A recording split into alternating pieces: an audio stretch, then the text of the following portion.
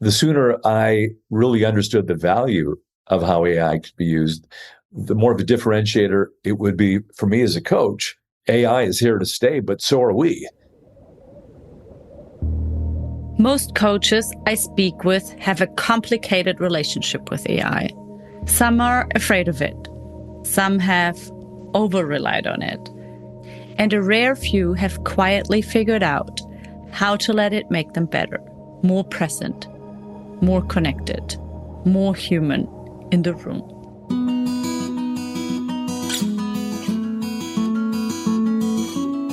This is The Edge of Human and AI, a Viva la Coaching podcast. We sit right where coaching meets AI.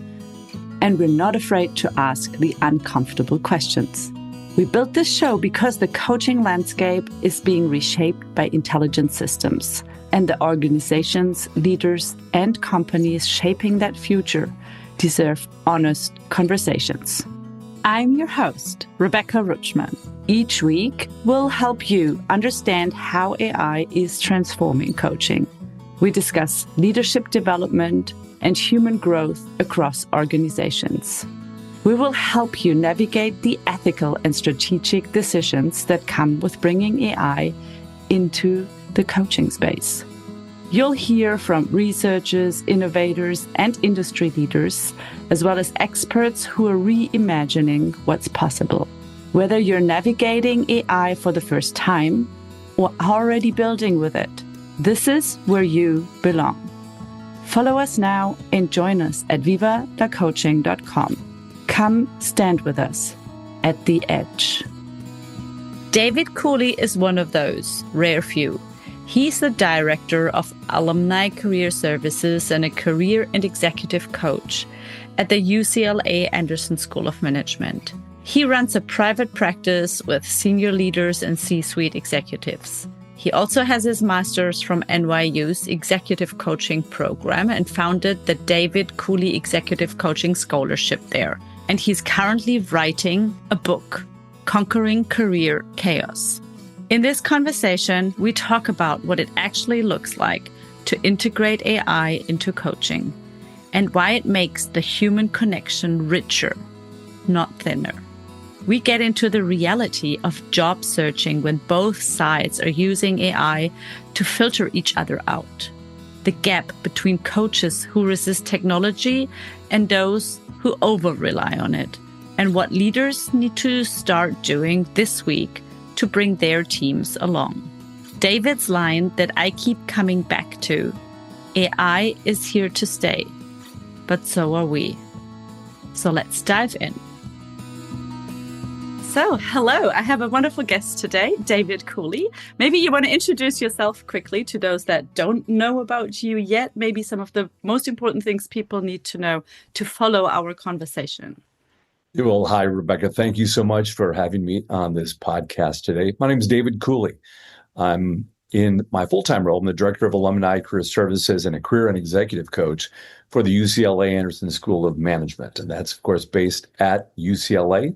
Here in LA. I also have a private executive and career coaching business where I work with senior leaders and C-level executives to continue to develop their leadership skills and to help them to be able to lead effectively during times of change and disruption and all sorts of things that are affecting the markets and affecting companies' business models. So what I do really spans from both career coaching to executive leadership coaching. And we can talk about the use of AI in both of those and how I find it to be a very positive thing. Yeah, then let's start with that. How do you integrate AI in your coaching programs? What do you find there? So the second I was able to use Zoom AI internally, I jumped on the chance to use that as UCLA Anderson first brought it into Zoom. And it was really, in my opinion, it only started to improve the coaching sessions that I did with everyone that I worked with. And what I mean by that was we cover a lot. The coaching sessions I have for UCLA Anderson, the career coaching sessions, tend to be 30 minutes in length. And so, with that type of length, the idea is you need to cover a lot in a short period of time. Alumni technically get access to 4 sessions per year. So we have a lot to cover, and a lot goes into the process, and a lot has changed in the process. In fact, in most of my sessions, we talk about how people are going to, for example, interview for a role where AI has dramatically changed that role. For example, the role of a product manager in a tech company.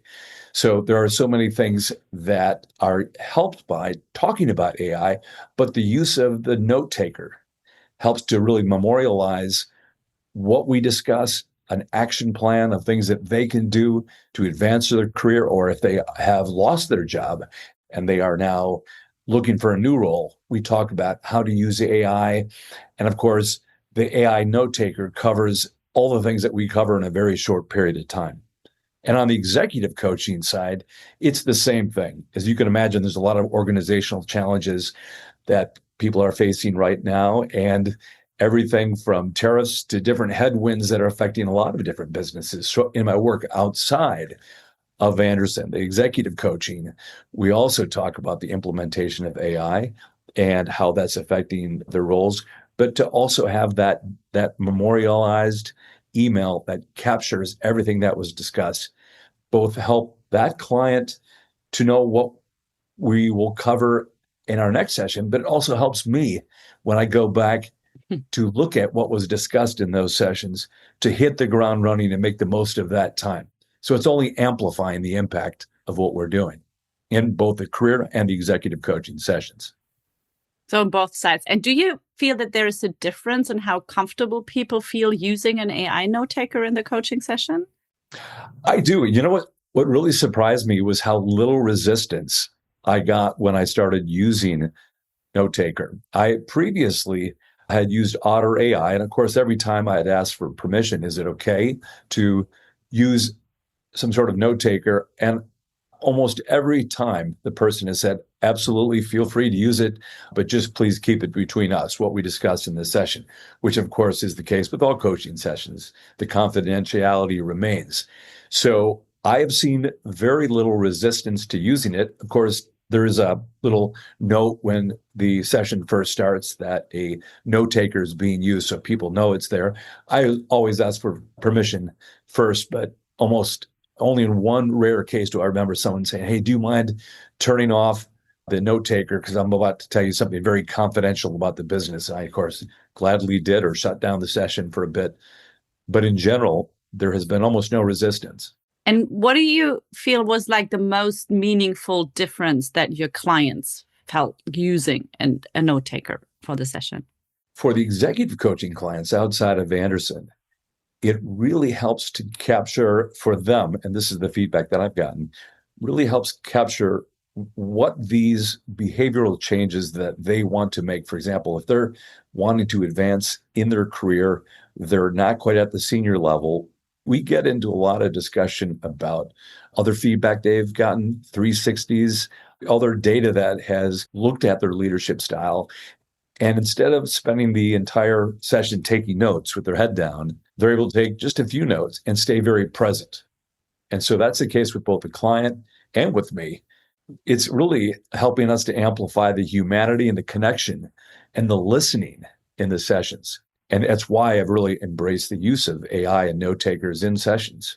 On the career side, by the way, it's a lot more tactical. So on the career coaching side, for both UCLA, Anderson, and my private clients, because there's a lot that goes into finding a new role and applying to a job online, as most people know, is becoming increasingly useless because AI is used on both sides, and it has been for a long time. Mm-hmm. And so when people really realize they're shooting a resume into an electronic black hole that probably ruled them out unless they were an absolute perfect fit, we start looking at how can you use AI to create lists of people to reach out to. So it's a human-centric approach, but it's augmented by the use of AI to understand who to reach out to build better lists, to find new companies, to really amplify the outreach piece using AI. And then also the piece on where they approach those companies or prepare maybe for an interview. Absolutely, Rebecca. One of the things that I think most of the people, I've done thousands of mock interviews, recorded mock interviews, Previously, I used to record them with a little webcam, and I had a little audio setup that was a little primitive many years ago, and then was able to send that recording so they could hear themselves. But with the ability to record and the ability to capture what was covered in a session, we get into real detail because so many interviews are about translating one's experience to that next company. If it's not the same business model or a matching company, it requires a lot of translation. And so to be able to use Claude or ChatGPT to do in-depth research on a company, what their business model is, who their competitors are, it has really reduced the process to just minutes to be able to really wow the interviewer to understand how to translate that experience in the most effective way. And that might have taken hours or a day to really prep for an interview for a company that has maybe a different approach or different business model than the one that you're coming from. I just come back from teaching at a Swiss university, and there were a lot of career coaches in there, which was interesting. Working also on a school, like university side, and for the government, like job centers and all this. And what we observed was that there's a very high number of applicants, like people applying for jobs, that use AI, let's say, in a way that it's quite annoying for the HR departments. Tell me about that. Yeah. Yeah. Is there any strategy that you use to work with your students on how to use AI in a way to really get that interview without sounding too, let's say, AI generated? Yeah, that's a great question, Rebecca. I think I'm working with a pretty sophisticated group of VA alumni. They're not students, but some of the more recent ones are coming out really at the manager level. And some of the folks that I work with go up to the C level at Anderson and certainly outside of my private practice. Regardless of that level, one of the things we do is use AI to prep, but then get them off script, meaning this is why the recording comes in. And if they do start sounding too rehearsed, it comes through very obvious, and it's obvious in the recorded interview. Yes. I can see people looking to the side or looking down or looking away and reading their narrative from somewhere else. And recording it helps to make sure that the interview does not look overly rehearsed. It's more organic. But the prep can be done with AI. And that's where I think AI can be used to do deep research. It can be used to really help people understand the translation of their experience. But then the interview has to be real and it has to be organic. And I work with people on that daily. Yeah. I mean, the first step is actually getting an interview, having your materials prepped in a way that it calls the attention, where people are like, oh, I really want to learn more about this person. Yes. And what I was getting at before is that the people on the other side, on the recipient side of all the great applications, get a lot of, let's say, AI crap as well. That's how they defined it there. And then they have even AIs that then filter that. So I feel like there's more AIs talking to each other than humans in the process now. Absolutely, Rebecca. Absolutely. In fact, I really believe that. In the Wall Street Journal had an article about 2 years ago that basically said both sides are using AI and actually have been for a long time, way before ChatGPT became a kind of a household name several years ago. In fact, in 2018, I had a recruiter talk at Anderson about the use of AI. And people were like, AI is being used in applicant tracking systems. And to your point, it is. And so therefore, it becomes even more important to make a human connection, reaching out to an alum that can help get you past that. In other words, you can apply online, but your odds of being seen are getting statistically even less and less possible every day. So then that human-focused approach, meaning find a recruiter using LinkedIn, do some research on them, use different AI tools like Claude to see if there's anything that you can do to find a human. And that may be an alumni of your business school, of your university, or someone that you worked with, and reach out to that person using LinkedIn for a short meeting or just to get a little bit of face time. That's what can help you get the interview, not just shooting your resume into that electronic black hole that cancels out both sides most of the time. They do get a lot of AI slop, as you said. And I think recruiters are more likely to talk to either people that have been referred in. That's pretty well known. And the way to get referred in sometimes is through an alum, sometimes it's an employee, sometimes it's direct outreach and reaching out in an intelligent, brief way to be able to get on the radar. it's a different process. And the process has changed a lot, especially since 2020 during COVID, when every interview became remote. Yes. That's when I think things changed forever. And it's also calls to the human attention mechanism, no? Like if I got triggered somewhere, even if somebody just pinged me something on LinkedIn, or I hear from that person, from someone else in the network, even if it's just a brief mention, it's like I might remember that when I go through all the applications. So reaching out to your human network seems still be one of the most powerful things to do. That's exactly the case, Rebecca. I think people forget that most companies want to hire people that have been vetted in some way. And if someone is referred in, or someone makes the effort to try to reach out and connect, even though it may feel like you're getting a rejection, there are too many people just having a kind of a feeding frenzy by applying online and probably not getting through. And so just that little bit of human connection, and I've heard this over and over, even in the Anderson network, people get jobs by one of those two ways, either referred through an alum or reaching directly out to a recruiter, just with something brief. Nothing annoying, nothing demanding, just, hi, I hope you don't mind me reaching out, but I have a background that's directly relevant and I'd appreciate a chance to be interviewed. That can get through. And the odds of that getting through are higher than just applying online and going into the electronic black hole. So let's talk a little bit about your personal experience with AI. How has your own relationship with AI shifted over, let's say, the last maybe 2 years? I've always embraced technology, and in some way, but I can't say there hasn't been a little bit of resistance to. I understand the fear, talking to people in all age groups, including my own. There's a little bit of resistance and fear of AI taking over certain jobs and so forth. So I think initially, even at the NYU Coaching and Technology Summit that we were both at, going back a few years ago, there was a thought that maybe coaching would be replaced forever by coach bots, and there wouldn't be a need for the human side. So what I realized is that the sooner I really understood the value of how AI could be used, the more of a differentiator it would be for me as a coach. And so whether it was using Otter AI initially, and then Zoom's AI companion, and then always forwarding essentially the transcript and the summaries to the people I work with, when I saw the reaction of both my alumni that I work with at Anderson and my private clients to, wow, thank you for capturing this. This is so great. Even if they embraced AI in their own roles, they didn't really realize it could be helpful in a coaching session. So I think as I started to use it and got positive feedback, I realized how many ways I could use that, even summarizing a series of sessions. What did we cover over these 5 sessions, and be able to put bullet points? It just makes me more effective as a coach. So after, let's say, a few months of using various AI tools, including Otter and Zoom's AI companion, I realized it really helped me do my job more effectively and helped others understand what was needed to move forward in their careers, or to recover from job loss, or how to really be more successful in their organizations.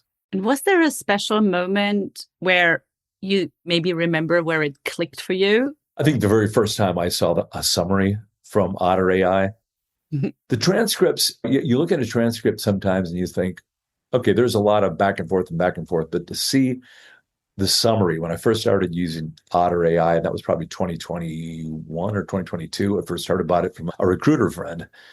And I signed on, not really knowing what to expect. When I saw the summary and started sharing those summaries, it really clicked that this would only help both sides. But I'll admit, there was just a moment of hesitation initially to say, is this going to help or hurt?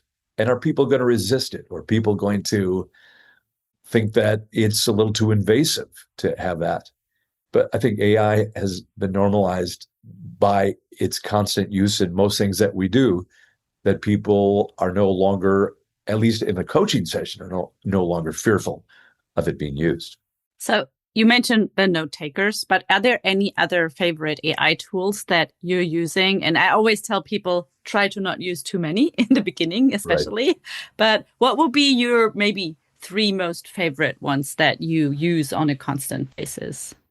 Well, I use Claude a lot. I mean, I think ChatGPT is terrific, but when it comes to Claude, whether it's working with someone who is looking to build credibility in their organization on the executive coaching side, sometimes we'll use Claude to generate a series of examples, maybe of whatever situation that they're dealing with, and be able to find case studies of how that problem was handled before, what was done. Sometimes it pulls in from Harvard Business Review or Business Insider or other examples or other things that have been documented. So on the executive coaching side, I've used Claude and encouraged people to use Claude to create cases that are similar to theirs so they know that what we're talking about is very aligned with successful outcomes in the past. Also, showing people how to use Claude on the career coaching side. Let's say that they were laid off and they're pretty devastated, they lost their identity, is to start using this tool to generate company lists, to understand which companies are similar to what they do, to really start thinking of the possibilities of where they can go. So I would say I use both Claude and ChatGPT, and there's other tools that I've used, but I think the most well-known tools are the ones that I use the most, both generative AI to create these lists, sometimes Excel documents that have a lot of details, sometimes just detailed company lists of where someone can look for their kind of level of roles in their territory or wherever they're living, their geographic area. Those are the ones I use the most. I certainly play around with some other ones, and we saw some great with some examples and demos during the summit. But I tend, for now, to use those because those are the ones that simplify my life and those that I work with. Mm-hmm. And do you use the general Claude? I know the question's going to come in the comments later on. Or do you use like Claude Cowork, like on your computer? I use the general Claude at this point. Okay. Mm-hmm. We do have access to a different version of Claude through Anderson, but for right now I'm using my own just because I want to pay for it myself and be able to use it and feel like I can use it for a variety of uses and to experiment as well. And why do you prefer Claude over ChatGPT or Gemini for the moment? I'm not sure if it's just reputation, and I don't want to diss anyone that uses either Gemini or certainly ChatGPT. Certainly, I've used ChatGPT, and I have a project manager that I work with that uses both Chat and Claude for various ways to prep me. We're using it. I'm writing a book, as I mentioned, you called Conquering Career Chaos, that talks about the humanity that is coming back into the process, as well as the tactical steps that need to be taken. And we use AI to really double check what we're focused on. Is it aligned with the moment in time that we're in? Are there any gaps? And although it's being written by me, it's really helpful to have both of those tools, double checking the work that I'm doing and just making sure it's as strong as possible. So I hate to play favorites, but I just feel like Claude does a better job of both generating the things that are helpful to my career coaching clients and my executive coaching clients, but I'll keep an open mind. You could become a politician at some point. You keep it very diplomatic here, but I have very similar experiences. I use Claude now for already a few months, and I find it a lot more accurate. It does, of course, all of them hallucinate at some point. And for 100%. Me, it's also a responsible decision that I made at some point. I wanted to move away from ChatGPT, and since the big chaos that they were producing back then 1.5 years ago. And I found a better partner with Claude. And I use a lot the Mistral, which is the French, like the European LLM as well. Because we saw, not getting too much into politics, but for us in Europe, the effect that American politics can have from rolling out the new models also to the European market. So I think having a good mix of different tools is always good. But like you said, keeping 2 or 3 close to your kind of like working tool plate is probably helpful. I use Gemini too, and Copilot is available internally with Anderson. It's helpful in certain ways too. But I think you mentioned hallucinations, and I think it's so important that if people are using any sort of tool to double check the accuracy of even the best, whether it's Claude in your view or ChatGPT, you still need to double check. Now, you need to do that with humans too. I just wanted 100%. to mention, not only politicians, but general. Like we humans just love to sometimes add tiny things. You remember going fishing and the fish is always bigger and greater. And Yeah. so we love to add certain things to like our threats as well. Agreed.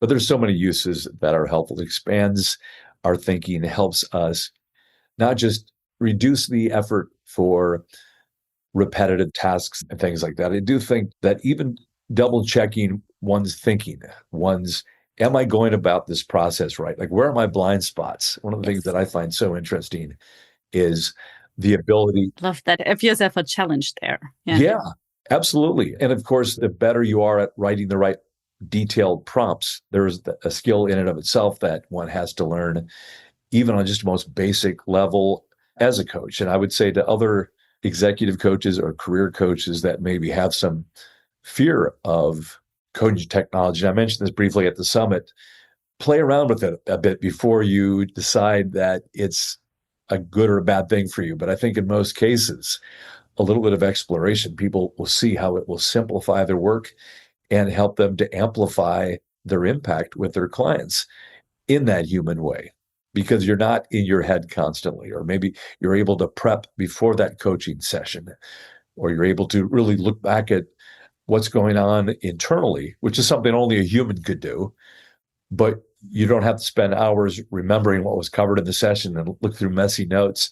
You're able to say, okay, we covered this and this, and me as a human and as an executive or a career coach can jump in and ask the important questions much sooner, because the context doesn't need to be reestablished. And I love that you mentioned don't get too much in your head. Like I always call it the Alice Wonderland mad header.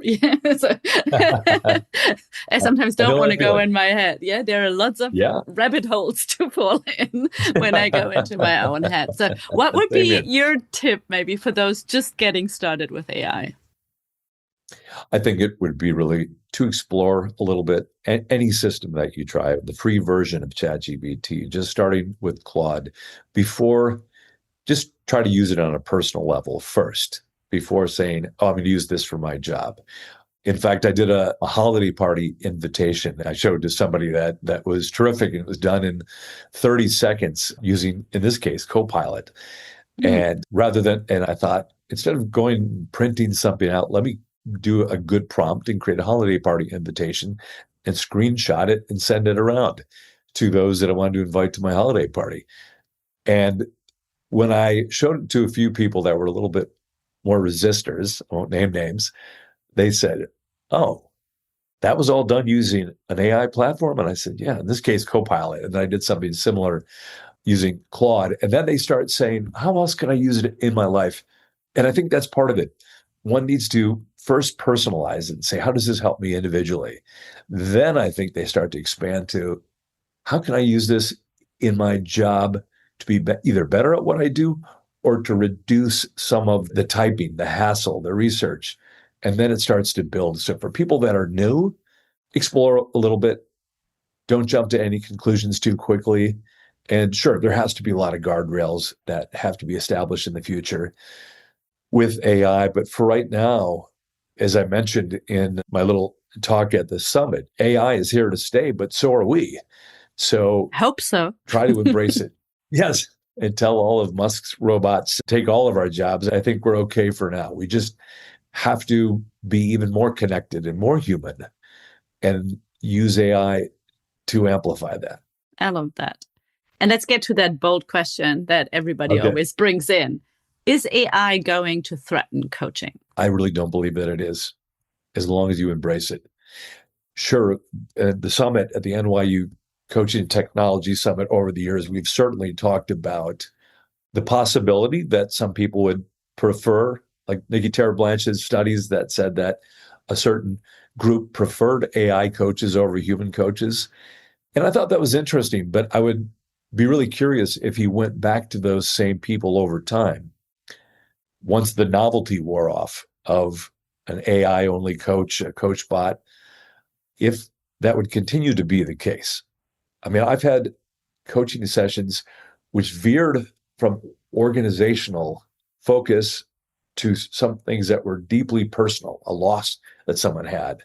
And obviously it was a delicate thing. It wasn't typical of coaching session, but only a human could work with the client in that moment if they left the session to talk about something deeply human, the loss of a parent and something like that. I'm not sure that AI will ever be able to really fully replace that. I mean, it's beyond just the fact that most of these AI models don't have empathy. They're great at answering questions. That's terrific. They're great at figuring out situations and how one might solve a serious organizational issue or a business issue. But in the end, humans are deploying that, and humans are still needed. And so will it threaten coaching? I think only if you don't use some sort of AI platform. You might look a little dated and like a little bit of a technology resistor. And I think that would be a mistake for any coach on any side to refuse to use some sort of AI platform. It dates you. Maybe if you want to go for the retro style at some point, that might help. I think there will be a niche for that, honestly. Sure. That will stay there, but it will be probably a smaller one there. I would love to move a little bit towards the client's perspective. Yeah, we always forget it's not about us coaches, it's about the client itself. You do coach a lot of executives and career professionals. Yeah. So what's the most common AI-related challenge that you're hearing right now from your coaching clients from these fields? Yeah, the most common question and the thing that's talked about is really the difference in organizations in terms of embracing AI. It's not always what you think. It's not just the older workers that's the kind of the cliche is that the older workers are resisting technology. And I find that's not the case. It cuts across the spectrum. I mean, it's why Eric Schmidt was booed during the commencement speech. I think there's some resistance on all sides. I would say one of the most common things is that people are just told, go use AI. And they're not given enough organizational context. A great example is the leader of our group, who's a UCLA Anderson alum named Suzanne Brutico. She did a workshop with all of us, that me on the career side and others in the event side, in alumni outreach and events. And we all sat together in a room and had an all-day workshop talking about how we used AI in our roles and sharing ideas on how to make it even more useful on a daily basis and how to engage alumni, how to, in the case of me, engaging the alumni to have them feel even more connected to the school. So what I think Suzanne did was make it less scary for all of us to be in a room, a safe space to talk about what we were using. At the end of the day, people were all saying, wow, that's not what I do, but now that I hear what this person's doing, I'm going to try to use that. So in organizations, I've tried to encourage something similar to what Suzanne has said, which is get some working groups together, just talk about the positive uses. Don't make anyone feel like there's any bad questions, because I mean, part of it's that fear of, am I using it correctly? Am I doing the correct prompt engineering? What's safe? What can I share? There's a lot that I think that organizations can do to first create a safe space so it doesn't seem like the boogeyman is coming. It's like, hey, let's all look at how we can collectively work together to use this. And that's what I see. And of course, there are some also organizations that are not some organizations that would necessarily use AI, at least in an obvious way in their workforce. Sometimes it's about, again, introducing just small little pieces for people to accept that the technology can help them do what they do more effectively.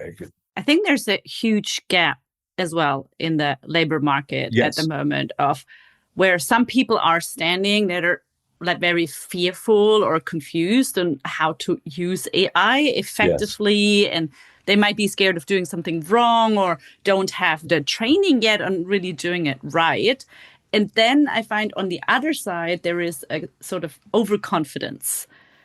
Like where people send you, I mentioned that in another post, like 42 pages all of a sudden. Chuck, here's the results that I got out of Claude. Great, deal with it. And then I have to use an AI to make sense of these 42 pages because I'm not going to read 42 pages that person generated with AI. And they think it's great. haven't even looked at it. Just send it out. Agreed. So what do you see there in that, like the huge gap, people on that fearful side not really yet fully like working with it, and then the overconfident side? I agree. I see it all the time. And there are people that are resistors that I never expected to be resistors. And so if I see them or realize that someone is in either the UCLA Anderson organization or outside of that, I do as much as I can to empathize with them and coach them in a different way to be able to look at and maybe share what I'm doing with it, to say, hey, I don't know if this is helpful to you, but this is how I'm using AI in my role. So I think there is a huge gap, and the overconfidence, and I would add to that over-reliance. Like you said, somebody could say, I'm going to use AI to get an incredible amount of data on such and such. But in the end, sometimes it's too much. If they don't narrow down the results of what they're trying to get, a whole lot of text and a whole lot of specifics aren't that helpful unless it can be summarized easily. And certainly you can continue to use AI and prompts to summarize whatever, like you mentioned, that 45 page document can be summarized quickly. But again, there's that idea that one still has to review for accuracy, make sure that it's actually aligned with an organization or the context. There still has to be editing and interpretation by humans. So there is a big gap, and I think there's going to be for a while. So you have to take on those two roles, encouraging people to be more bold, more brave, more confident in using it and exploring, like you said before. And then I love the going to over-reliance from overconfidence. I think maybe there's first over-reliance, and then there's some people maybe that fit into the one with overconfidence as well. Agreed. So you have to switch these roles and manage them quite wisely as well in the background. Absolutely. And I think the key is never trying to, in any way, even the people that are overconfident, you don't want to get them to a point where you are discouraging them, but maybe encouraging them to say, hey, what you came up with is really interesting. How would you summarize that? Or maybe you can run that through Claude one more time to get a few more specific. That might be really helpful. In other words, you don't want to punish or chastise anyone for coming up with some really interesting data or observations by using one of these AI platforms, but you maybe ask the questions that will help them fine-tune their thinking to make it more useful for everyone else that they work with. That's maybe also a little bit of encouragement for those that are maybe more fearful or still confused out there, because what I see in practice is that those that come in and tell me, oh, they're still total noobs, or they have no idea on how to tackle this, or that are more fearful and not sure where to start, they usually have this, once they get started and explore and feel more comfortable, they tend to accelerate really fast and become really incredible, very responsible users of AI.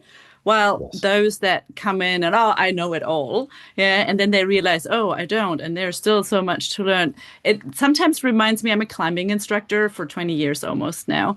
So I have that too, that usually the ones that come in and oh, I don't know how to really do that, I'm a little bit afraid of the height. They're usually the ones that make it much faster into a higher level than those that use their strength and power and like, I'll just chuck that. So I'll do the next, because they don't really listen on how to build that up, like the skills and things that are needed to it. But I mean, a lot of them get there too. But I just find that interesting. It just popped up for me that there are some great similarities of different learners. Oh, without a doubt. It's like B.J. Fogg's book, Tiny Habits, or James Clear's Atomic Habits. The idea is if you do just a little bit at a time, and you don't give someone something complicated to start with. Start with a tiny little application, something really simple, and then try something the next day that's just a slightly more complicated. I think it works the same way. That incremental learning means if someone feels like they have to be an AI expert overnight, that's intimidating, especially when there's other people that have been utilizing AI for years. So to your point, that starting a little bit at a time, a little toe in the water initially, and then let people explore on their own, or encourage them to do it in their life outside, or use and for something personal. Like I mentioned, something as simple as a holiday card, or do something and have a home version, a home free version, or look at a YouTube video or LinkedIn Learning. Like if you are fearful, learn on any of the platforms what some of the basics are. And then I think it becomes a little less scary for those that are resistors. And even Claude has amazing, I find, end user videos on how to get started, really step by step, very easily explained. I even sent that to my mom. Sure. So to just get That's started great. and Your try mom. it out a little. I mean, my mom's still like just beginning of 70s. So she was very young when I was born. So, but now she wants to get in there and use it for certain things. And she's curious. Yeah. So tell me about that. I agree. The videos are a great place to start because it's safer to see it in action.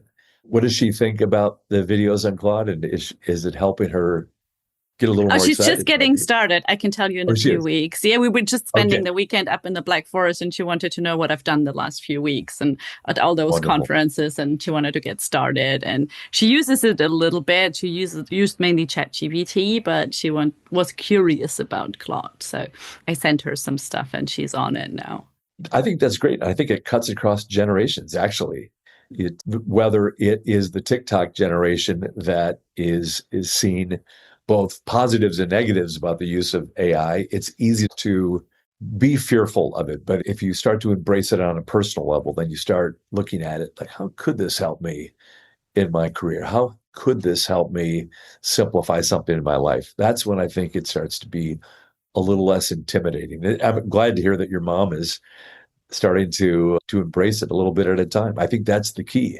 I mean, she's a former nurse practitioner who then taught nursing at nursing school. So she's always on the curious and teaching side, and she tries to find out what it knows about that and see if it's useful for that specific use case, because she's still in contact with some of the people at the school. Yeah. Well, that's great. You mentioned use cases, and what I referred to earlier too is like, if you can see it in your career, even if you're not still doing something professionally, you can start saying, boy, if we only had that when I was in this role. I've seen people talk about almost regret. They might spend weeks and weeks building a very complicated financial model that could now be done in 15 minutes using Claude. They think, oh, boy, I spent the summer of 2009 working on something that now could be automated in a few minutes. That's okay. That means that they're thinking about, okay, we have progress. How do we use it? And then if that's taken care of and I'm able to, let's say, build a complicated financial model, I can go back and find a better way to automate a process. Great. What else does that give me time to do to be even more effective in another way? I think that expands our thinking, but it's just that learning curve I think we all have as we contextualize it into our organizations and into our own daily lives. And I love the expanding our thinking part. And maybe let's dig into that a little bit with the looking at, the executives and leaders that you're working with. Yes. And because it's fundamentally reshaping their jobs too. Yeah, because they're not only managing human teams, but they also have to manage the AI tools that they use to amplify everything. So how do you help them find their footing in this new space that we still don't really know how that's going to turn out?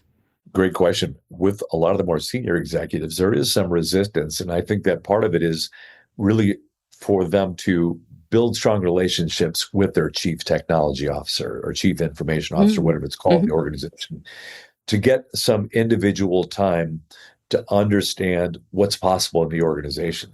If a C-level executive doesn't have that CTO in the room, they are running the risk of really missing the boat and maybe perhaps slowing down whatever their business is if they don't have a strong relationship and partnership with the people that lead those tech teams. Usually those people are, at least in theory, as up to the minute as possible, what's out there, what the possibilities are, but sometimes they need to be asked, like, what could we be doing better? Yes. What needs to be eliminated? And it's an unfortunate reality that a lot of jobs are being lost right now, partially because of AI, partially for other reasons. But I think those tough decisions are made. And I think that leaders in organizations, at least ones that I've worked with, I've encouraged them to think, even within the context of our session, how can you help deploy some use of AI in your current teams? Doesn't have to be heavy, doesn't have to be immediate, But again, that incremental usage of it, encouraging it slowly over time. And then as AI becomes part of their overall strategy, whether it's operationally or just used for cost cutting or whatever it is, it's trying to make those senior leaders also learn a little bit at a time, because they didn't necessarily learn as many tech skills as needed on the way to those roles. But it's critical that they are up to date on what's happening. Whether they use certain tools or not, they're at least informed enough to be able to know what to deploy. And I think that's super valuable, because I think if you're not having these conversations between the tech people, the business people, and what I sometimes say is like the humanists in your organizations, and that's quite often your HR departments or the good leaders 100%. That really have a good feeling for the teams that they're working with. If you do not have these conversations, you cannot make good business decisions. I lately came across a company, they had their some new leaders and moved them up to C-level, and none of them, there was no technical person anymore in the C-level or even the level below that. They were somewhere else in the org chart. And if they're not part of the decision-making process, I find that worrisome. Agreed. And you talked about the humanist side, the HR. Absolutely. The talent development, organizational development people need to be in the room too. And even to understand other tools, like we are talking a lot about coaching tools and automated coaching tools and coach bots. There's a lot of value there too. But if the humanists, the human-focused people that hire are not in the room with the tech people and with the other C-level people, the company will suffer. And they'll suffer because there's a huge disconnect and there's that fear that trickles down. So I agree with you 100%. Have them all in the same room and not split apart in another organization. It's critical. There's too much change happening right now for all of these departments and all of these different functions to not be aligned. And not just have them in the room. Listen. Because you won't get, usually, that's my experience working mostly in the IT industry, you don't get most of the tech people just speaking out and telling you.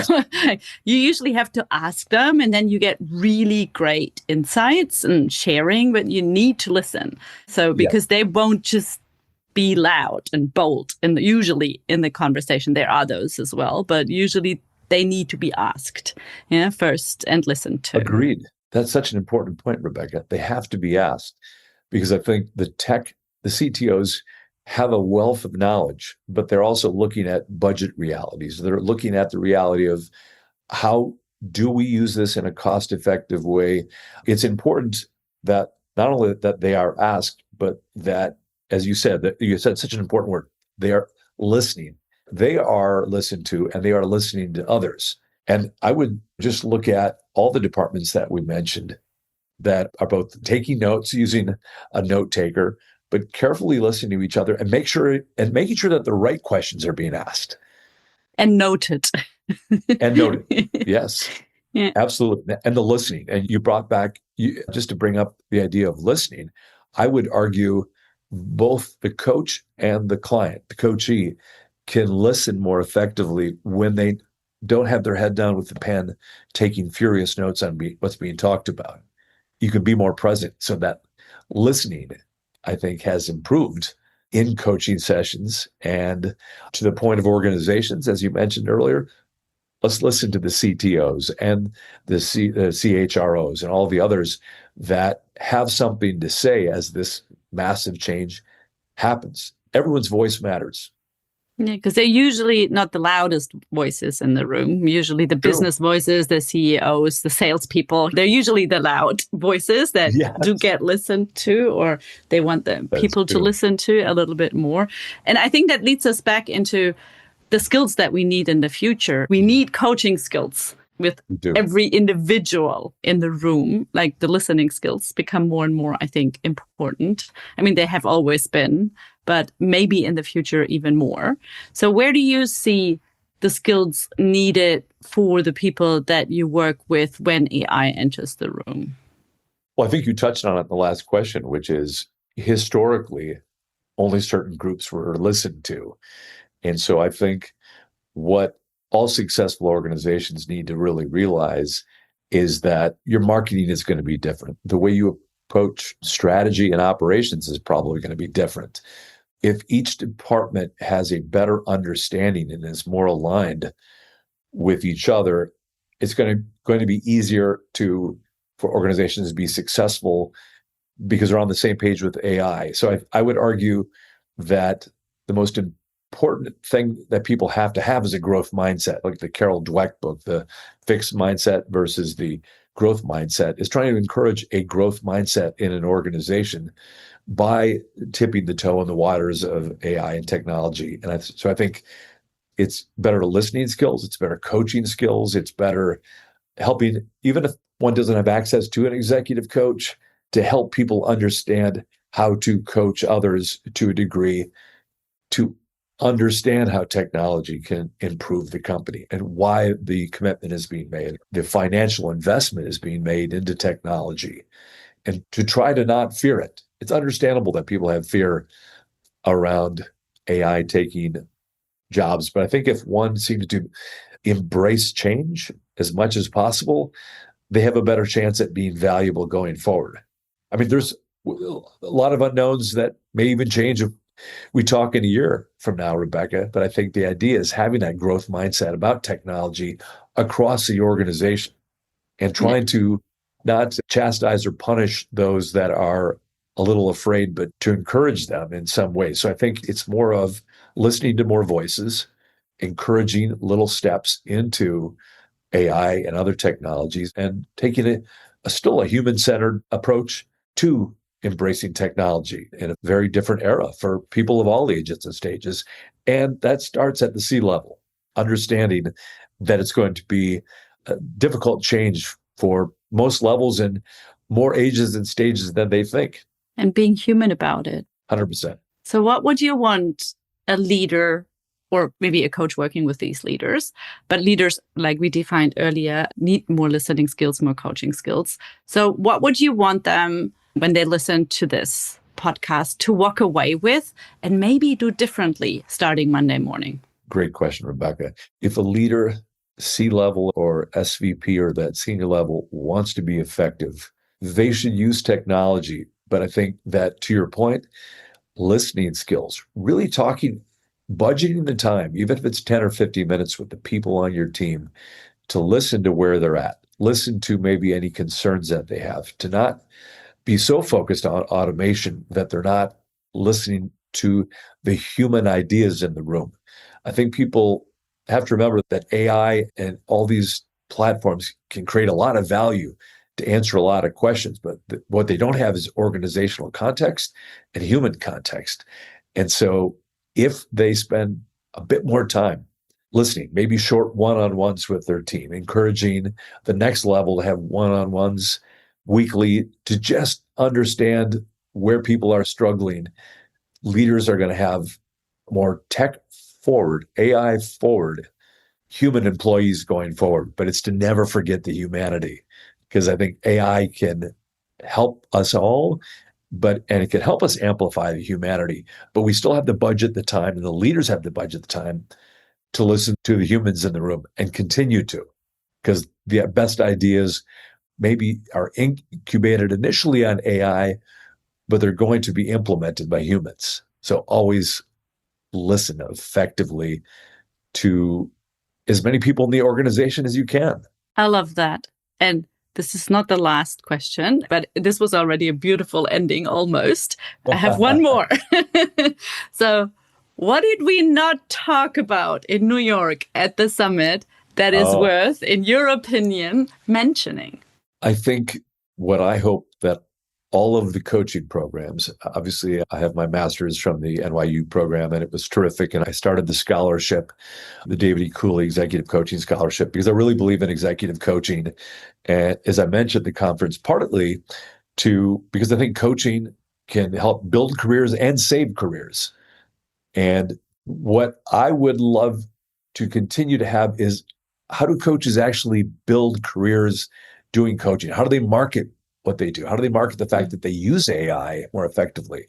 I'm really hoping that all of the great programs start focusing not just on what is the latest technology? What are the latest platforms? But how do the coaches in the room connect with the CHROs to be a resource in the future, to be considered, to build a coaching practice, to help amplify what it is that they do in the niche that they have as a coach? That's what I hope is really better outcomes for whether it's executive coaching, career coaching, or the buyers of that in the organization, to have more conversation about what is needed now. And I hope that can be covered more going forward, because you're going to have a lot better coaches if they know they can build a sustainable career through coaching. That's what I hope is talked about more. There's a lot of things that could be talked about. I know we couldn't cover everything in the summit, but there's a lot of great coaches out there that I think don't know how to market the work that they do. And that would be helpful to amplify and have more sessions around what that means and what it means in an organizational context, and how they can be valuable to an organization if hired as an executive coach. So maybe drawing from your experience for those that are listening, what would be one tip for you that you could leave them with? Just one thing that they could maybe start doing next week. Every coach should sign up for some AI platform. It's not that much money in the grander scheme of life. I would say if they have something internally and they have a full-time job, like, for example, Copilot being built into Microsoft Outlook, maybe start a few experiments there. If one isn't in an organization, doesn't have access, try one of the platforms and be conversant, be at least AI forward enough to know that for one to be a very effective coach, whether it's career or executive or another type of coach, one doesn't want to reject technology in some form. So I'd say that the key is start experimenting in little ways, like we talked about earlier. It's so important to, I think, even to differentiate oneself as a coach, to understand what that's going to mean to businesses. If you're an executive coach, to understand what it means to the career management process and the job search process. It's critical that you understand some form of technology and AI. So start with little steps, and I think that all coaches will be more effective and better listeners, and be able to have sessions that are more engaging and helpful to the people that we work with, and by staying more present by using an AI tool. I love that, staying more present in the end and being more effective for the client. I think that's one of the most beautiful things to end the session today. So thank you so much for joining me on the podcast. I love the conversation, very rich. And I hope to talk to you soon. Thank you so much for the opportunity. I look forward to continuing the conversation soon. Thanks so much. What stays with me after this conversation is the simplicity of that one line David dropped, almost in passing. In a world moving this fast, it's easy to feel like you're either falling behind or bracing for impact. What David is living out every day is a third option. Use the tools, stay deeply human, and let AI make that connection in the room stronger. Whether you're a coach wondering where to start, a leader trying to bring your team along, or someone who's just sent one too many resumes into the void, I hope something in today's conversation gave you a little more permission to take that first small step into exploring something new. All the links and resources David mentioned are in the show notes at vivalacoaching.com, Viva Podcast. And if this episode resonates, share it with someone who's still figuring out their relationship with AI. That's how we build the edge together. Until next time, remember, stay human. That's it for today's episode of The Edge of Human and AI, a Viva la Coaching podcast. If this conversation opened something up for you, the best thing you can do is share it. Send it to a colleague, a client, a fellow coach, anyone who's asking the same questions you are. The more of us standing at this edge, the better the conversation gets. Follow us on your favorite podcast app so you never miss an episode. and come find us at vivalacoaching.com, where you'll find resources, community, and conversations you won't find anywhere else. We'll be back next week with another voice from the edge. Until then, come stand with us at the edge.